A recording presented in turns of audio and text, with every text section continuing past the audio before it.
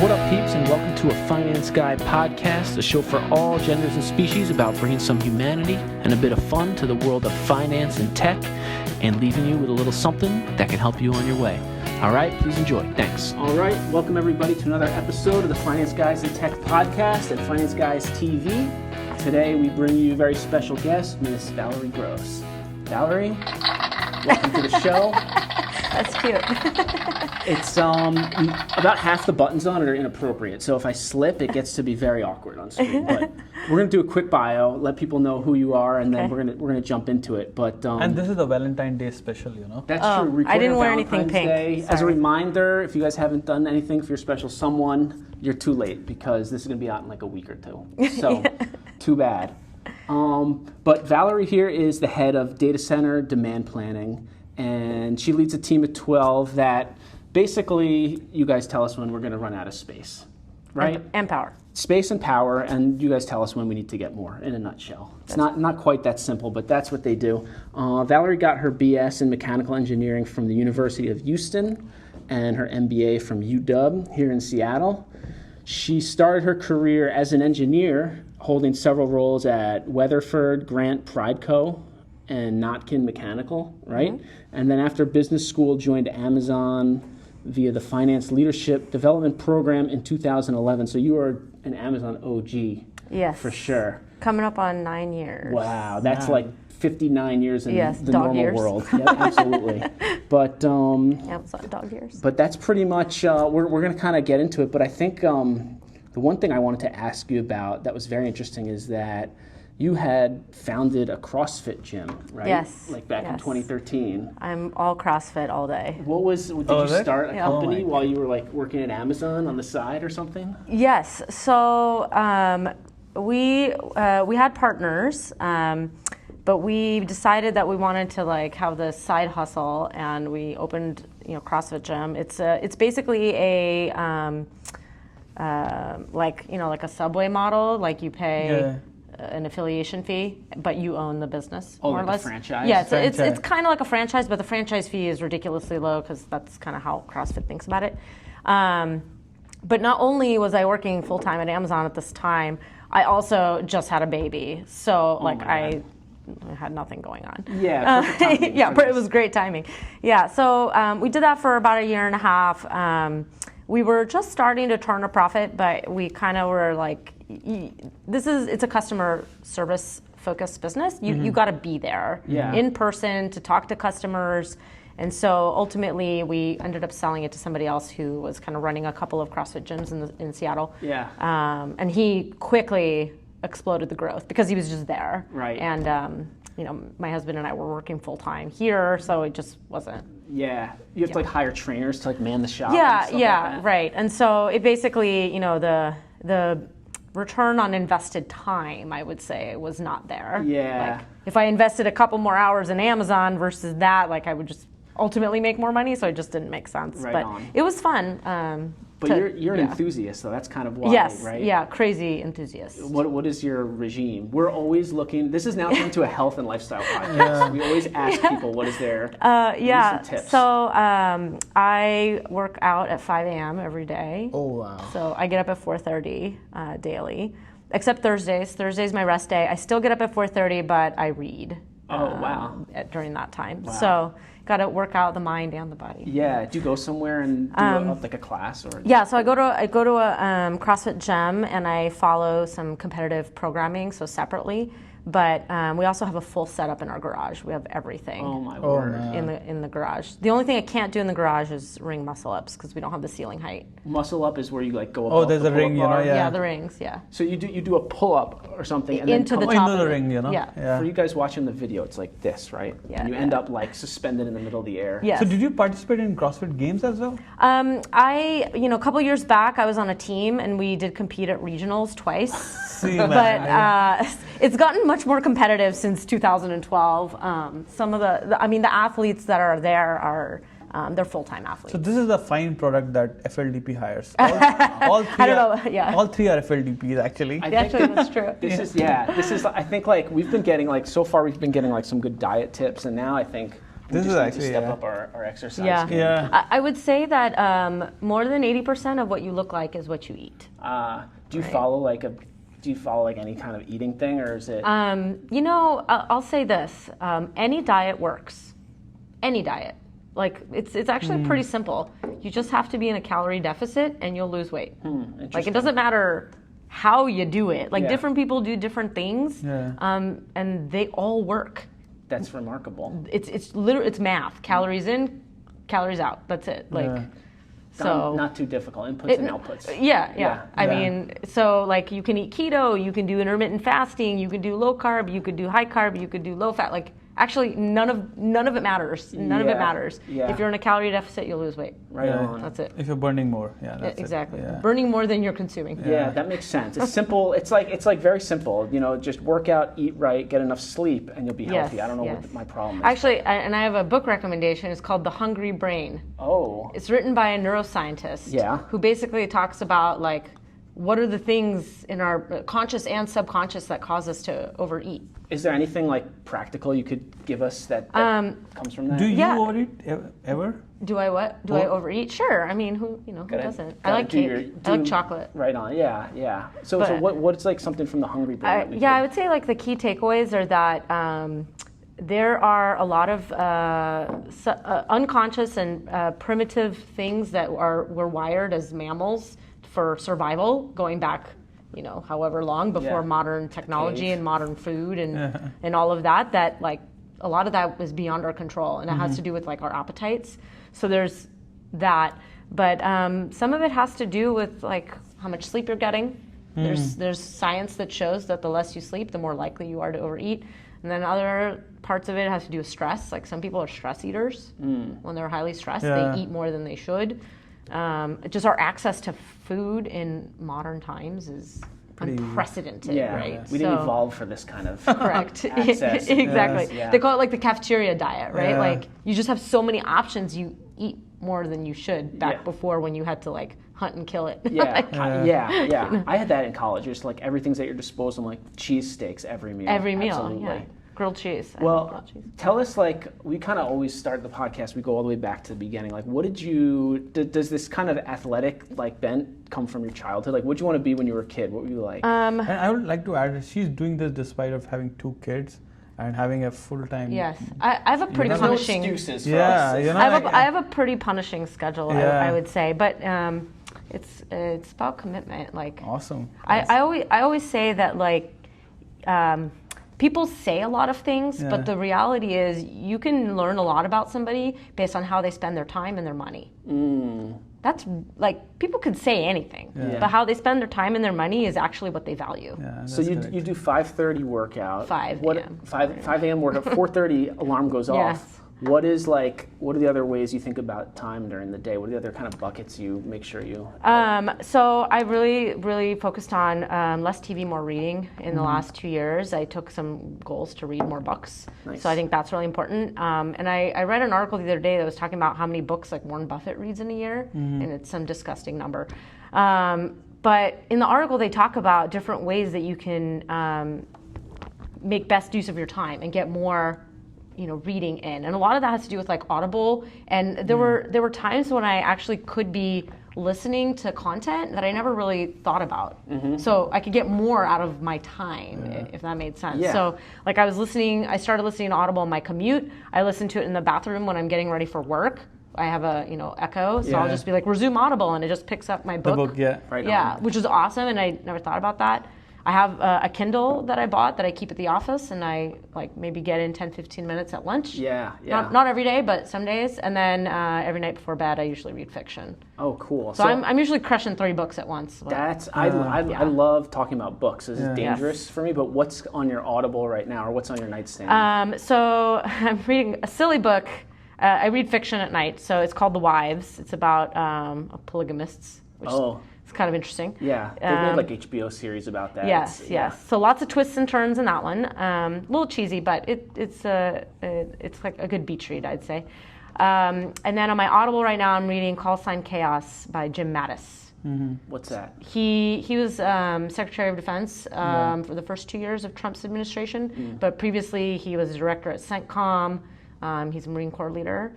So the book's about leadership. So strategic leadership, executive leadership, but also talks a lot about like Baghdad, 9/11, and his tours of duty and things like that. Really interesting leadership book. So I really liked it. It really just makes you think differently about leading a team and different ways to motivate and inspire people.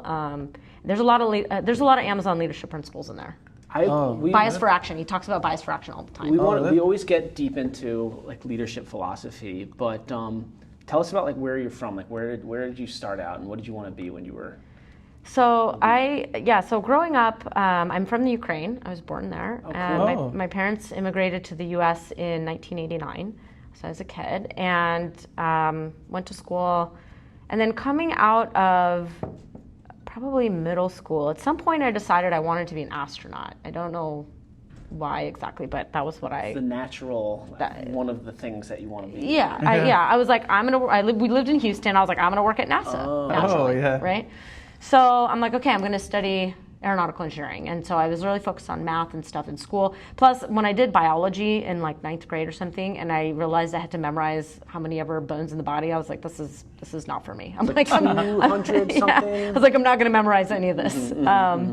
So I was more drawn to physics, where you could sort of learn a concept and apply that concept to a problem.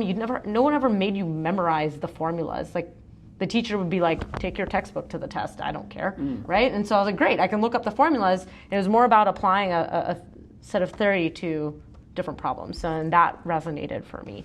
So anyways, I finished high school, and then I was like, I'm gonna be an aeronautical engineer. I applied to Duke for their aeronautical program. I got waitlisted there. And then University of Houston gave me a pretty good scholarship to study mechanical engineering. I was like, okay, well, I'll just do that. Pretty close. Yeah. So, but while I was in school there, I thought, biomedical engineering is really interesting. I went and watched open heart surgery, and like they were talking about like the heart pumps.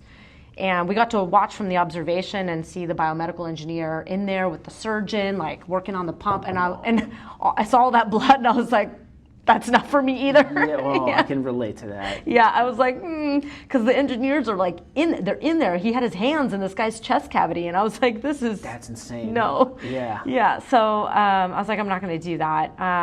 So anyway, I finished with my engineering degree, and I did what most people do in Texas with an engineering degree. They go work in oil and gas. Okay. So that was very popular at the time. I did look at some jobs at NASA, but I very quickly realized that oil and gas pays a whole lot more than the government. Interesting, yeah. And I was 22, and I really wanted to buy a Lexus. That makes sense. Oh, man. Yeah, oil and gas is it. That was the first thing I did. My first paycheck, I Yeah. went to the dealership with my dad.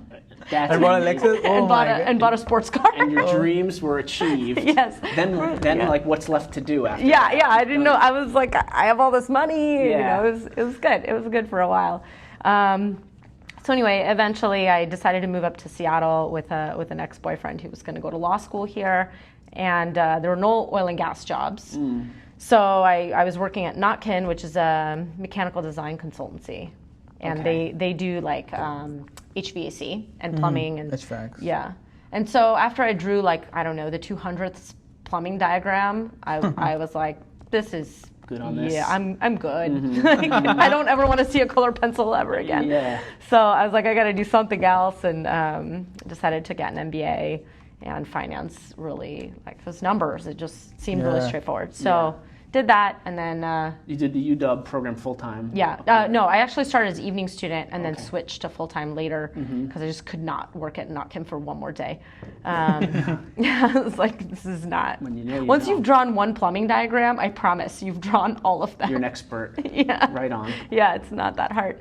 But what was interesting is people are always like, oh, how many companies did you apply for, this and that? And I'm like, I don't really recommend my approach because I really only applied and interviewed at Amazon. Oh, like I put all my eggs in that basket, which is probably a bad way to go about it. Well, what was your, worked out. Were you thinking like finance, career pivot? Was that what were you looking for? Yeah, I wanted to go do finance, and I really enjoyed finance work here and still think it's awesome for a really long time. I actually didn't intend to leave finance for my current role, it sort of fell in my lap. Yeah. And I thought, why not try something new? Like, no risk, no reward. Yeah. So you obviously heard of Amazon because in Seattle, that's the big name, and it was just like a natural. Yes. It sounded great Yes. too. And there's a cool factor. I mean, I could have applied to like other tech companies across the water, but I didn't. Yeah. And I remember because when I was joining the FLD program, and I think there was an orientation. I think you were one of the founding members for AFU also. Yes. So that AFU was is the one of my Amazon roles. Finance University, Yes. Oh. I started it actually, and it's now called G&A Learning. But at the time, we didn't have any formal learning and development program for finance, and I was actually I was asked to go do that back when That's so Brian cool. was leading consumer. Right on. So that was a really cool opportunity because I got to work with Brian very closely on the founding of that. And then my final stamp on the program was as I was getting ready to go on my maternity leave. I remember in my doc saying to Brian that we need to hire actual learning and development professionals, that finance person shouldn't really do this, but it was good as a way to kickstart the program and get it going. And so I helped to hire some of those individuals, some of whom are still here today. Cool. And now it's G&A Learning. But That's pretty awesome, actually. Yeah. So I've kind of bumped into a couple times, because I remember my orientation or my flyback weekend before I took the offer. Yeah. I think you were one of I was the there. FLDPs mulling about during a meal and kind of I was on before they had the committee. I Yeah. was on the unofficial committee before they had a people who just committee. showed up and they had people. They called them champions, where we were kind of trying to get people to accept their offers, talking to people who just joined. They had people from each org that would help the program manager, and then they formalized it more. So I was doing a bunch of stuff. I had the AFU stuff, because even after I handed that off, I was still deeply involved teaching trainings and influencing the program. So a bunch of stuff around that, and then also Wi-Fi, which we haven't gotten to yet. Why did you leave finance? She was giving so much to FLDP program itself. Yes. I'm sure they were sad. Yeah. Well, tell us about your kind of approach, because mentorship and teaching is obviously a big theme. So what's your kind of what kind of drives you to start these programs? I like helping people do things. I also coached CrossFit as well. Right now, still. I don't coach now. I had to drop that, but I don't have enough time. Yeah. But I did. I coached CrossFit 3 hours a week on top of working here. Wow. Very cool. Before I had my kids. Yeah. So I just like teaching people. I really enjoy it. Yeah. I like people seeing that aha moment, or finding a way to contribute to somebody in some way. Mm-hmm. So that's actually my favorite part of leading a team, when I can give somebody meaningful feedback, or give them a suggestion for a book to read that I think might help them, or a training. I had somebody last year who I was trying to help her work on her presentation skills. She was really shy in a meeting trying to present and talk. And I suggested she go join Toastmasters as a way to kind of work on that fear of public speaking. And, she kind of dragged her feet a bit, and I kept prodding, and finally she went and did it. And then she came back, and I was like, I'm so glad you forced me to do that. It was really helpful. And so that was good. And So, and I've seen a noticeable difference as well. So, it doesn't matter to me, she works for me, she doesn't work for me, but it's kind of cool getting that feedback. Hey, something you said really helped me. Affected a person. Yeah. So I think that, I find that really rewarding. Yeah. It's actually the part that I enjoy the most about leading and developing teams. So with you kind of have 12 people now, what's your general philosophy with your actual day-to-day, and what's your leadership philosophy with them? Generally, I like to let people do their thing. I feel that my job is to get out of their way and to remove roadblocks. So I like to encourage and reward initiative. So people who want to do more, take on more, make decisions, I reward that by giving them all the opportunities and responsibilities. If you're sitting back and waiting for me to give you a problem to solve, you're doing it wrong, I think, right? So, and in general, I encourage people to not just bring me a problem, bring me a solution. Maybe you don't know what the right answer is. I don't care. Throw your 10 best ideas at the wall. Let's figure one out. But it makes sense to talk through that versus like coming to me and asking me to solve all your problems for you. Because at the end of the day, it's it's a silly comparison, but it's no different than having your parent as a safety net. They're not always going to be there, and you're going to have different kinds of leaders in your career. Some of them are going to be very micromanaging. Some of them are going to be hands off. Some of them are going to be something in the middle, right? And it doesn't matter who you work for. You should be able to kind of navigate, and adapt to different leadership styles. That your manager shouldn't matter that much. I agree. Do you think do people come to you like, do you need to coach them, or are they, because it's a little bit unique, like the autonomy, and like how do you like onboard people, or is it in the selection process that you get people like that? I mean, I look for people who know how to take initiative. Yeah. I think that is probably the key leadership quality. And you can see it. Some people are very proactive. They see a problem, they just go do it. They don't wait for someone to tell them to do it. They don't wait for permission.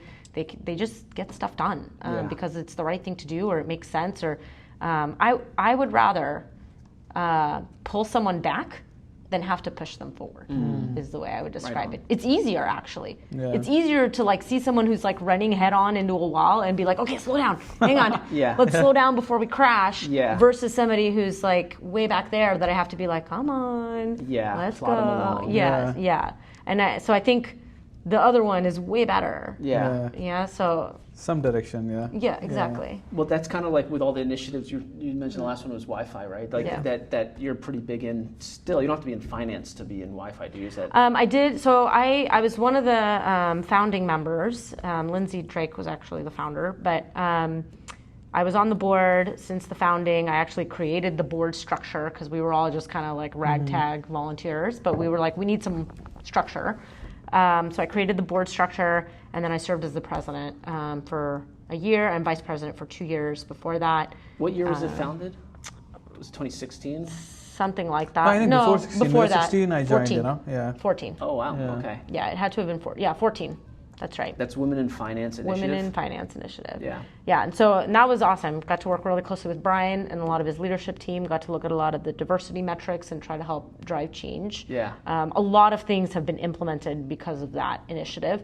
And it spawned, so many other women's groups across the company, parents groups, moms groups, a lot of really unique things, I think, that are happening as a result of that. Yeah. And at the time when we did our board structure, none of the other affinity groups of the company had a board. And it was after we did it that we had all these affinity groups coming to us being like, hey, give us your document about your board. Yeah. And they basically like copied our structure. They made some changes that were applicable for them, but they copied that model, which was super cool to see that happen. And now you see these like, we're whatever board and popping up everywhere. How did you know like to bring this organization to it? Did you have experience starting up from other things? Or? No, I just knew that you needed. There's a need, that you needed like logical sense. You needed like vector leaders, right? So if your initiative is built around 3 pillars, you need someone to head up each pillar. You can't have everybody doing everything. So,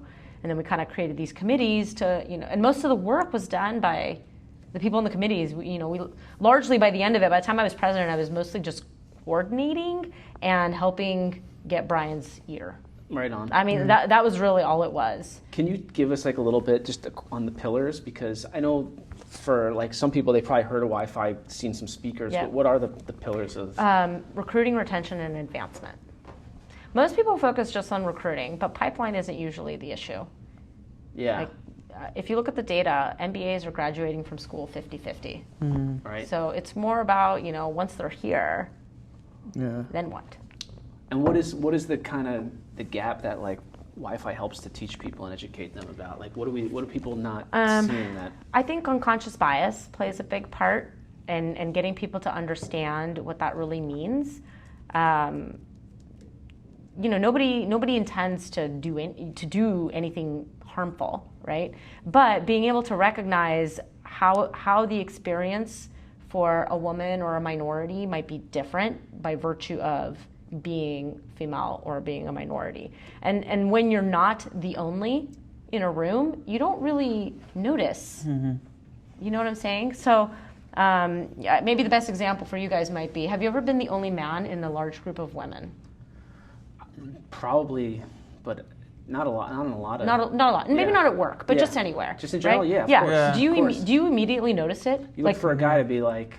When you walk in, Yeah. if you're the only one, Yeah. it's immediately obvious to you, right? Yeah. Because Absolutely. you're the only. Absolutely. Yeah. Absolutely. Now, that's how women feel at work Absolutely, almost every single day. You walk in and you suddenly, you're like, okay, I'm the only one. Yeah. You count. You always count. You can't help it. Wow. Correct. And it has happened with me. You know, in my daughter's school, there was a board meeting, and so I Yeah. was part of the board. So I was the only guy, and I was. Were you slightly uncomfortable? I was actually a little uncomfortable. I told my wife about this. You know, like it yeah, felt it as if affected you so much so I that was not you able to mentioned it. contribute well. You know, and so this is actually very deep insight. And So- it has nothing to do with Yeah. like anyone being any way to you. It They were just, nice to me, yeah. Yeah, everybody was probably very nice. It has more to do with like I'm the only guy. one. Absolutely. Yeah, and so it definitely affects. That's I think at yeah. work, especially, how you contribute. You're less likely to contribute because you may feel insecure, or you may Absolutely. feel like my voice won't be heard because I'm the only. Yeah. And it may have nothing to do with what other people in the room are doing. You should start women's in infra now. You know. I actually did. Oh, you did? Yes, Are we I. launching it on the podcast? Right No, not yet. I kicked off. For right now, it's just an email They list. can use this podcast to, Yeah. you know. I did kick off a little email list initially. I didn't start it for women in infra. I actually started it more for L7 plus because I saw that as a need. I think infra has a decent amount of women at L6 and 5, but I think at L7 you can go look in the phone tool. But anyway, I think that I was trying to figure out how can we get more female talent at our mid-management and up. Because there's plenty of data that shows that when you have a female or a minority leading a team, you get more diversity on the team. Always. There's lots of data around that. And so we can improve diversity across the organization if we can get at it at that middle manager level. Yeah. Yeah. And then we could kind of start spreading in that way. So I haven't had a ton of time to devote to it. I hope once I solve my own staffing challenges, I will. What can the average citizen kind of think about to like whether it's deal with unconscious bias or? So especially at work as men, Yeah. I think there's a lot of things that you guys could do as allies. A lot of it is amplifying the voices in the room, soliciting feedback from everyone. I mean, not just women, but everyone. Some people are like more quiet and making sure all voices get heard. I think those are really great ways that you can contribute. Or when people are talking over each other or over a woman or somebody who's an only, any type of only, I guess, to be like, oh wait, let Susie finish or something. You know, I want to hear what she has to say or something like that. So being an ally is really effective. Or if Susie's getting downtrodden in some meeting, I've had this happen to me where somebody treated me poorly in a meeting, just talking over me nonstop, not letting me finish, constantly interrupting, etc. And after the meeting, I had a gentleman come up and be like, gosh, that was so rude what so-and-so was doing. How awful. I'm so sorry that happened. And I'm like, where were you in the room? Yeah. Right? I mean, I'm glad you're sorry, and I appreciate that you recogned it, but I could have used you in the room. Could have said that 10 to help minutes me. ago. And like shut it down, or Right. like, you know, giving me space or whatever. So I think there's a lot that allies can do, just being more aware, right? And so how can you, when you come into a room, look around and say, oh, how many women are here? Yeah. Gosh, not a lot. Let me make sure I'm just keeping an eye out so that all the voices get heard in this meeting or whatever it is. And I think because my wife works in HR at Amazon itself, so You get all the stories, huh? Yeah, so she was talking about this study in recruitment that women will not apply to a job unless she's 100% sure that she is made for that job. Yeah. While a guy, you know, will do a sales pitch and, you know, will get through, you know. Any old- So I think that sort of Well, unconscious. it's a confidence thing, Yeah. right? It's more like, and it also turns out on promotions too. There's data that talks about that men tend to be promoted based on their potential, whereas women are promoted based on their past performance, which is right, like totally different. Yeah, Totally yeah. different. So what's kind of Deep like insights, yeah. you kind of, well, first of all, I think the Finance Guys podcast, we want to be an ally. And I think that we want to kind of, we also in our guest We are an ally, you know? Yeah. We are an ally, and our guests, we want to like also bolster like a diversity in the people who we get to come on. So Yeah, absolutely. we might ask you for some help to like recruit some more people. Absolutely. But like as far as like your kind of like go-getting attitude to like see a gap and fill it, like I don't know, where do you get that from? Like it's so proactive and it's You have to care. Yeah. I mean, that's a weird way to say it. I think that people will go after the things that are important to them, right? So I want to make a better place for the women who come after me. So I proactively seek out women to mentor so that I can help pull up the next group, right? And I think it's really important for men to do that. Like sponsorship is the other thing. As you guys advance in your careers, try to remember that, right? Yeah. Because at some point, you get to a point in your career where everyone above you is male, and the only way you're getting through is a man is going to have to open a door. Like that's just, someone is going to have to open a door for you, and that someone is usually going to be a man. So you guys think about that, and that opening the door could be a very small thing. Yeah. You pick up the phone and you make a phone call on behalf of a mentee and say, hey, this person is great, you should talk to him. Some introduction. Like yes. making introductions. That doesn't mean like you're getting someone a job unfairly. All you're doing is making an intro, and that person maybe gets the job on their own merit. Yeah. Right? But I think this was posted on LinkedIn some days back, and I think you also Dave liked Blick. it. Yeah. You know, he was I an remember. excellent ally and Yeah. sponsor. He was talking about that. Like Yeah. opening doors is a great way to be an ally. Absolutely. No matter your level, Yeah. certainly, Yeah. right? I think like the awareness of just the conversation too helps you put yourself in someone else's shoes. Absolutely. And that alone can change people's behavior just to think differently. And just to see like what their day-to-day experience might be like, and it's probably not the same as yours. Yeah. And you know, I also recognize that my experience as a white woman is very different than a woman of color. So those are all wholly other different set of issues there. Yeah. What are things that like you serve as like a mentor and inspiration for a lot of people? What are things that you're trying to develop for yourself, and like I don't know, have you had mentors, or do you have mentors now that you're trying to learn from? Yeah, I try to find a diverse set of mentors, like people who have different leadership styles and leadership skills. I already know kind of what I'm good at. What I want to do is round out the edges of the things that I'm not yet great at. I think what makes a good leader is somebody who knows how to flex their style for a situation and for the people that they work with. Yeah. And so not every situation calls for, you know, a hammer and nail approach or whatever it is. So learning some of those skills from different kinds of people who lead in different ways.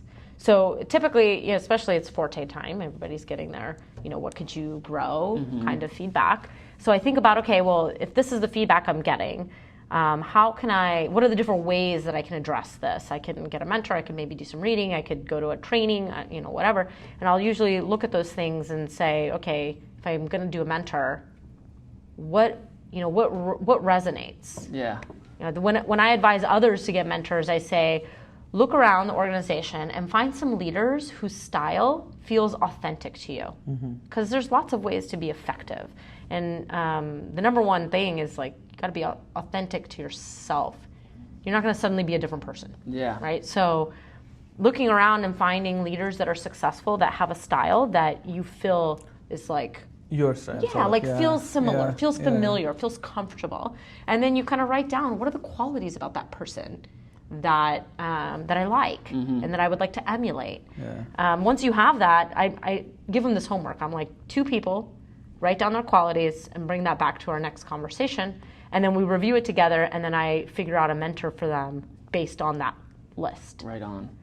It may not always be that specific leader they identified because, you know, maybe they don't have time or You're whatever. a mentor or broker.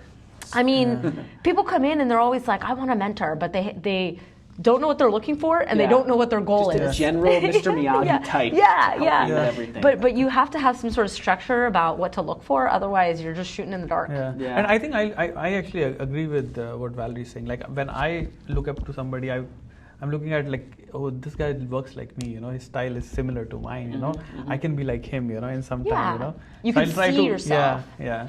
it helps, you know. Yeah. Let me ask you this: what is kind of like long-term vision? What do you kind of want out of your career? And like, I don't know, things. Do you think about things like your purpose and your legacy or anything like that? I haven't really thought about my legacy. I think about that with my kids. Too young for a sometimes. legacy, you know. I don't know. I don't know. I want to lead a business unit. I feel like I'm moving in that direction. I think that's really cool. It's part of the reason I decided, felt like moving out of finance at some point was good for me, because I really like getting stuff done. I'm not saying finance gets stuff done, believe you me. But I really enjoyed running that small business. I got to kind of decide about everything, which was really cool. You own whatever, the bottom line, the results. Yeah. And I was sort of craving that. I realized that I was craving that again. I'm still craving to run a small business. I just don't have the time. Yeah. My husband's like, we're not doing a lifestyle business. I'm like, why? Yeah. Like, I actually think that's my dream. If I had like $50 million, I would like quit Amazon and go run a CrossFit gym or something like that. I don't even care if it made money. In fact, it would be free. I'd be like, everybody can come work out for free. I want to spread CrossFit and fitness. It'll make you healthy. You know that there's that scene. This is like Charlie speaking. There's that scene in Wall Street with Charlie Sheen, and he's like, it's like, what's your dream? He's like, I want to ride across like China on my motorcycle. Yeah. It's like, you don't need to like wait till you retire. Just go right across China. Yeah.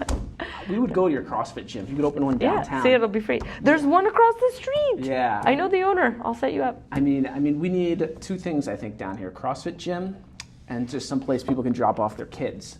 And you'd have like an explosive business guaranteed. Well, they first of all, both of those things exist. Oh, yeah, but I'm not sure if I can afford either of them. But yeah. Well, the CrossFit gym is like, I don't know, 5-6 blocks from here. And then there's another one that isn't affiliated as CrossFit, but they basically do CrossFit. Oh, okay. The owner owns 3 other actually affiliated CrossFit gyms. Oh, okay. But the one over here that he opened, they don't do barbells. Oh, interesting. But it's at the base of Blackfoot. Oh, okay. So Pandora Fitness. We just got to look around. Yeah, you got to go there.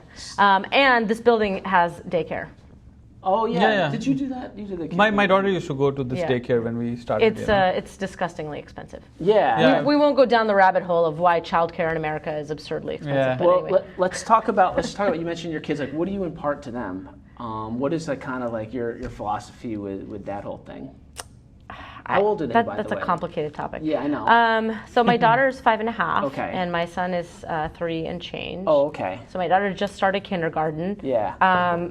One thing I'm starting to realize, especially since her first year in school, and is like how little you actually control about what your children are exposed to. Like once they're out of your house and they're around other adults unsupervised by you, it's almost like, they got free reign. That kind of like freaked me out a little bit initially, because for all this time I've been teaching the values and all this stuff, but now there's all these other kids, and she comes home and she tells me stuff about whatever happened on the playground, and I'm like, you know what I mean? Yeah. I'm like, I've been preaching this whole feminist message at home, and she's all like, yeah, and then whoever said that Paw Patrol was only for boys, and I'm like, who said that? Give me names. I was like, Paw Patrol is for everyone. I mean, except me, because it's awful, but or whatever. It's just silly things like that, and I'm just really starting to realize how conditioned we are, how young that conditioning starts. That this is for boys and this is for girls. Yeah, I agree with that. Like, it's really young. Whenever I look at STEM toys, they're focused towards boys. And like I have a, what's a STEM toy? Science, something? Science, technology, engineering, math. Okay. And all these dolls and everything are meant for the girl child. So I tell my daughter this a lot, this is for everyone. This is not only for you, but she's conditioned with that. The manufacturers don't make it easy, and when they do have STEM toys, they come in pink and blue. I'm like, why does a STEM toy need to be pink? That's a good point. I don't understand that. It's the same thing with pink razors. Have you heard of something called the pink tax? Go look that up. Interesting. Pink tax? The pink tax. What did they dig It basically talks about like how women's products are taxed more than because men's. they just kind of put like some sort of color on it and say it's for women, like a pink. Yeah. Interesting. Well, let's kind of we're trying to ask some other questions of all our guests. This has become very interesting, actually. I want to get actually feel very strongly about these topics. Yeah, there's a lot of practical advice too that I think is great. And like, what about somebody who's maybe in college or deciding a major, starting out in their career? What's some like things you might tell? Like, what's some tips you would give somebody at that stage? I would say like try different things because you know it's harder. The older you get, the more responsibilities you get. You have bills, and then you've got the kids, and so now you're responsible for more things and people, other people's lives. But when you're young, I think it's younger, out of school, it's an opportunity to do stuff, and don't be afraid to just quit if you don't like it. Yeah, and I would like to rephrase that question. Like, what will you suggest to a girl, who is basically starting her career? Like, I would say do stuff anyway, even if people tell you no. Yeah, just keep going. It's hard because you're going to hear no a lot, and I think that's hard. Yeah, I'm going to show my daughter this podcast. No, I'm also passionate about this because I also have a girl, and I tell her like, girls can code. She has to code. Girls will do math. You know. And I think there is a mentality. I think where you don't see them in all the software engineering profession, or maybe that's right. finance even for that matter. So we in my old org I supported when I was in finance. One of the things, as all finance people know and love, is you have to do headcount planning for your business team. Mm-hmm. And so I remember, I would be tracking headcount very closely, but anytime they found a senior SDE that was female, it didn't matter if we had headcount or not, we hired them. Because it was like a rare bird, you know what I mean? Yeah. I'm like, it shouldn't be like that. Yeah. Absolutely. What would you tell someone who's maybe in finance, maybe at Amazon? What would be some guidance you'd give to them if they're trying to advance their career, finance or business? Yeah. And they're kind of in the middle of things here. I think mentorship and sponsorship is really important, and building those relationships. One thing that I personally know to be true is if you just sit at your desk and you do your job with your head down, that's just not enough. Mm-hmm. I mean, being good at your job is like table stakes. That's the bare minimum. Yeah. That's what keeps you from getting the privilege of collecting your paycheck, is being good at your job. Mm-hmm. If you want to advance, you have to invest time in building relationships. Yeah. And I don't mean just across. Yeah. With your peers, with people who are subordinates across the org, and up, mentoring, coaching. And you have to build relationships. You never know when you're going to need a favor. It never hurts to have a friend, anywhere in the org. The term networking comes to mind, and a lot of people it's kind of uncomfortable. They think it's sleazy or something because you're trying to get something from someone, but that's not really it. You do people favors because you like them. Mm-hmm. So investing time in building a friendly relationship with someone is always worth it. Yeah. Always worth it. Well, I'll tell you something that reminds me of is when I got some advice on networking once, someone said it feels sleazy if you think of it as trying to get favors, but if you reverse the game and you say try to help as many people as you can, which I see you always doing. Yeah. Opening doors. That's actually networking. Yeah. It's not just trying to collect favors and kiss up. It's how many people can you offer what you have? Exactly. And sadly, by the time you need that favor, if you haven't developed any relationships, it'll be too late. You know what I mean? Yeah. So you need to cultivate relationships, not just so that you can collect at some point in the future, but so that, it's a give and take, right? It's just intrinsically also will add value to your life if you can offer your help to others. I'll give you an example. I had a gentleman from data center operations reach out, somebody I've never heard of. I have no idea how he got my name or why, but he was like, I work in Japan in data center ops. I'm a Foster MBA, and I'm going to be in Seattle, and I'd love to have a coffee. And I was like, okay, so random. Yeah. And I wrote him back and I said, I'd love meeting with other alums. What is the goal for our meeting? And he was like, I just wanted to get to know you better. And I was like, okay, this is really random. He's textbook, how to network or something. Yeah, I feel like he probably just, I don't know, maybe not the.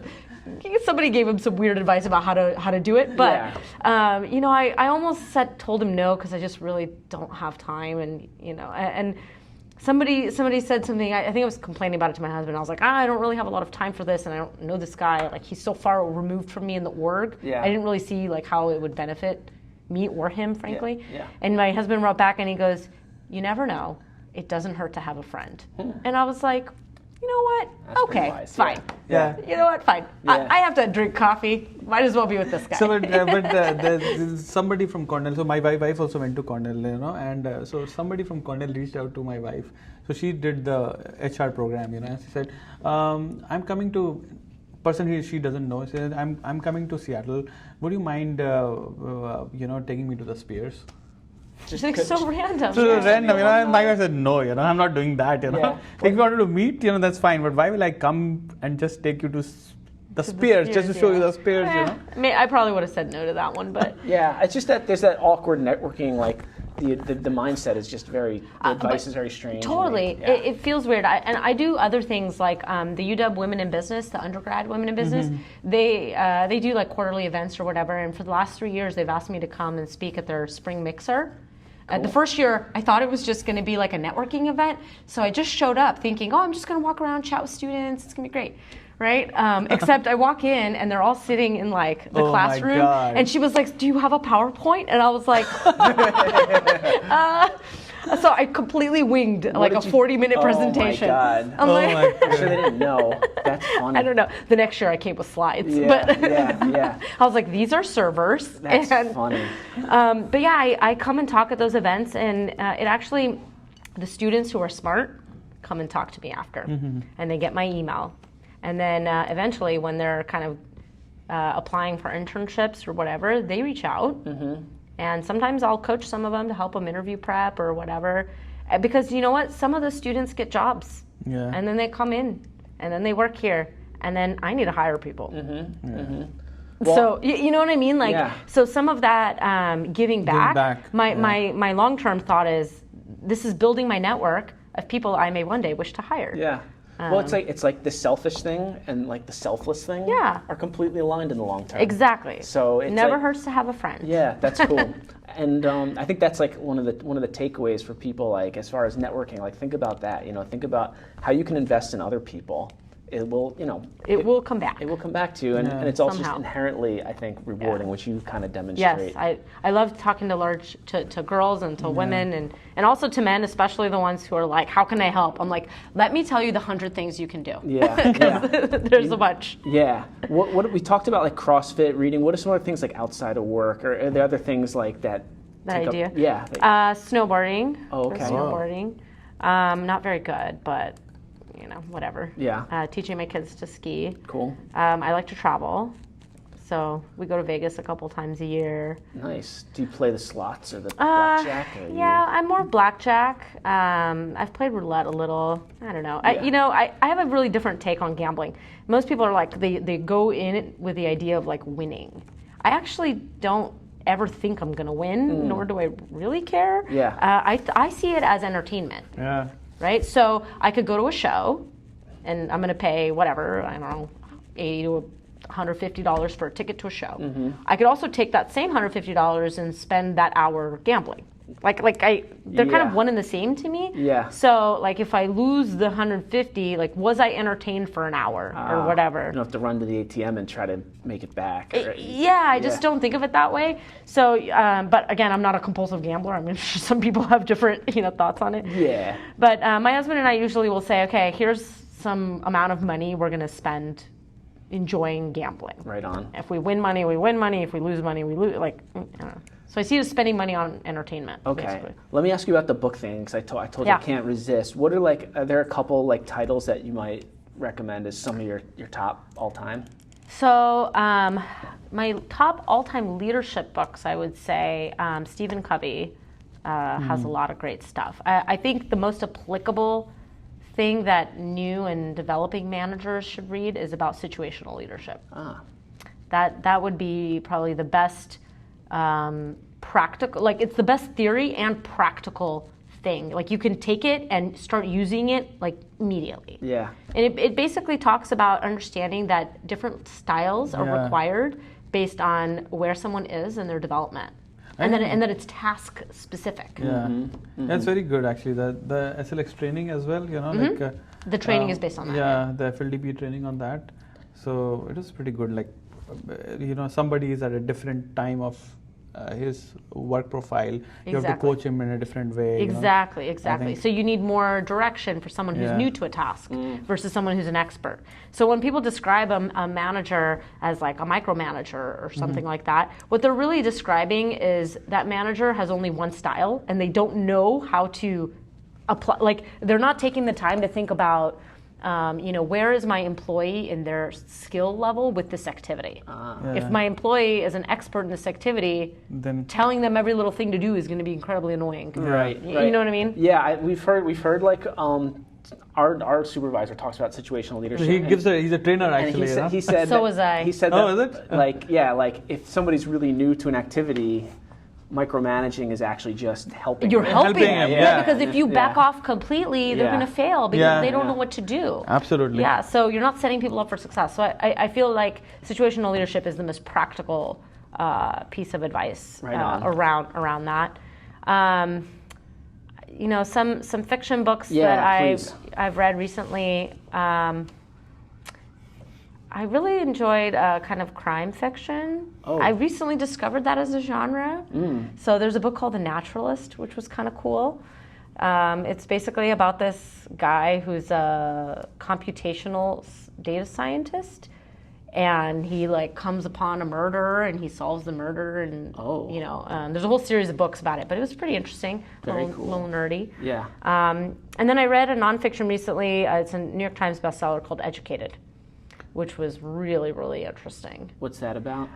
It's about a woman who grew up in a like fundamentalist kind of family, and they didn't believe in like medicine or school or government. There's a bunch of crazy stuff that happened to her, and she didn't go to high school, didn't do anything, and she was self-taught. She got a master's and a PhD ultimately. Whoa. In liberal arts, I believe. So she's a writer now. Like a memoir type of thing? Yeah, it's a memoir, more or less. I mean, she's still alive, but it was really interesting.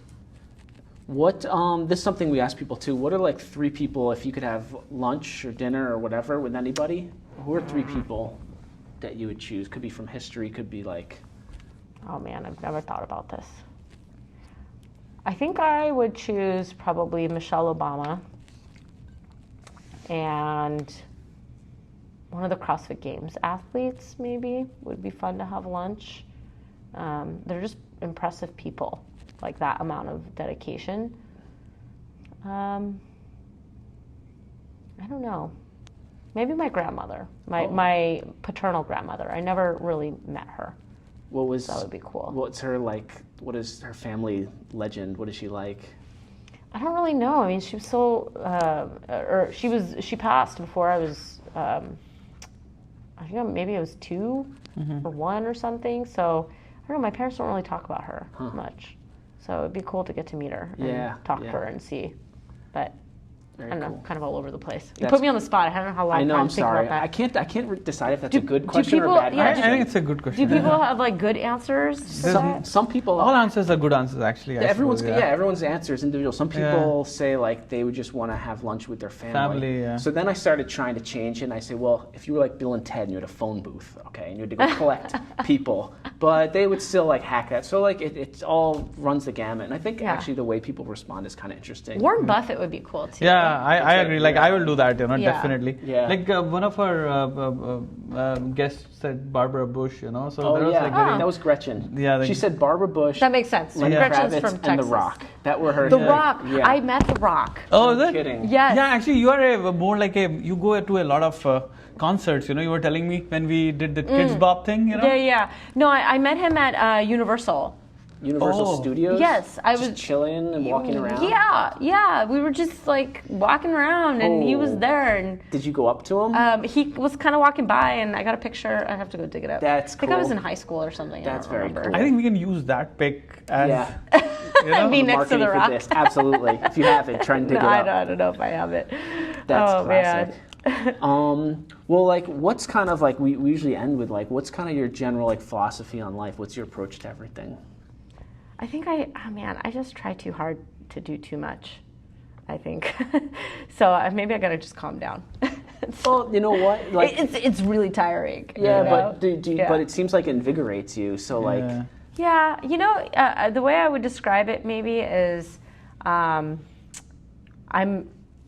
feel restless when I don't have 100 things going on. And so it's kind of this fine balance of like, I want to be super busy where I feel invigorated, but not past the tipping point where I'm like, ugh, you know, one more day kind of thing. So I still feel like I wake up every day and I'm really excited to like go to the gym and come to work. And then on the days when I'm not excited to come to work, I'm like, I'm working from home today.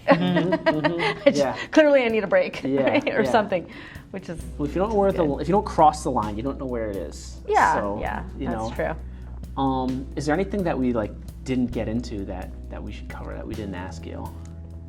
No, you covered all my passions. I think that she has she's a wide variety of this was things, you know. Absolutely. It's pretty intense. I think it might be a good place to put a pause in this conversation. But thanks for having me. No, thank you for taking the time out to talk to us lot. about it.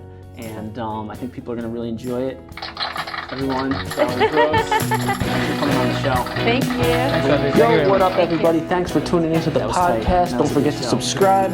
Feel free to leave a rating, a review, what have you. But most of all, go have a fantastical day. Okay? We'll see you soon. Goodbye.